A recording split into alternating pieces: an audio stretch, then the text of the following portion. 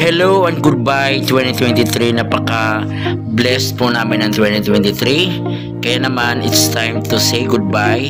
And hello, welcome 2024. Sana itong taon na to is more blessings pa na darating sa buhay namin, sa pamilya ko, ang pamilyang Abad.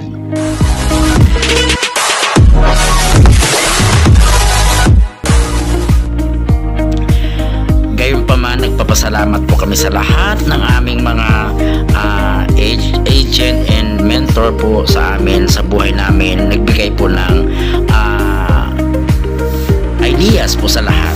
Ayun po ay babaunin po namin sa aming mahabang panahon ng aming kaligayahan, kasiyahan sa buong pamilya namin, ng pamilyang Abad. Muli po, happy New Year po sa lahat ng mga pamilya sa bawat tahanan po, and God bless you po sa lahat, and Happy New Year 2024.